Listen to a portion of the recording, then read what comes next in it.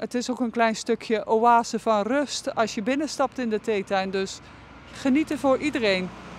In deze oase van rust in de polder bij Koewacht komt een kleine groep mensen even tot zichzelf. Of je nou lekker de eendjes wil voeren, een kruidentuintje wil bijhouden of creatief bezig wil zijn. Ja, jij hebt die prima voor elkaar. Ja, ik wel. Wij hebben volwassenen met een beginnende beperking. Die komen dus naar de dagopvang. En dat varieert van mensen van 17 tot 89 jaar.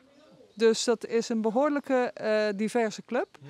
En ook de beperking is divers. Dus er zijn mensen met beginnende dementie, maar er zijn ook mensen met eenzaamheid. Mensen met psychiatrische problematiek. Alles is mogelijk. Ja. En het mixt allemaal lekker door elkaar heen. En het mixt heerlijk door elkaar heen, samen met de kindjes die dan naast ons zitten. Onze buren, zeggen we altijd. Ja, dat is heerlijk om te doen en te zien en mee te maken. Ja.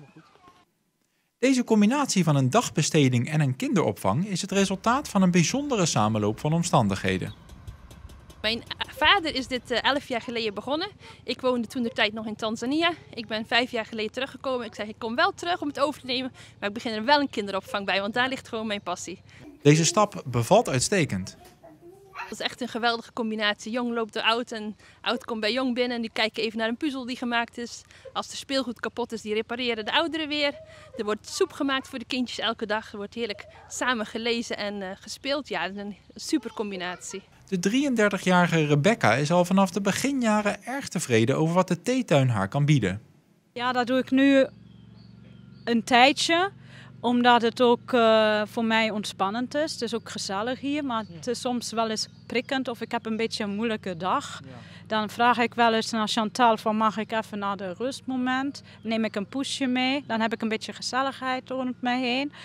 Vanaf juni verandert het rustige paradijsje voor 3 maanden in een populair terras. Want dan doet deze plek in de polder haar naam eer aan en gaat de theetuin open voor het zomerseizoen. Het leuke eraan is dat de deelnemers die dus dagelijks hier komen, dat die de theetuin verzorgen. Die zorgen dat het gras gemaaid is, dat de tafels en de stoelen schoon zijn, dat er een menukaart op de tafel ligt, maar ook de bediening wordt gedaan door de deelnemer. Het klaarmaken van de bestelling wordt gedaan door de deelnemer. En het is ook echt iets wat de deelnemers ontzettend leuk vinden. Er zijn mensen die kijken een hele winter uit naar dat 3 maanden theetuin open.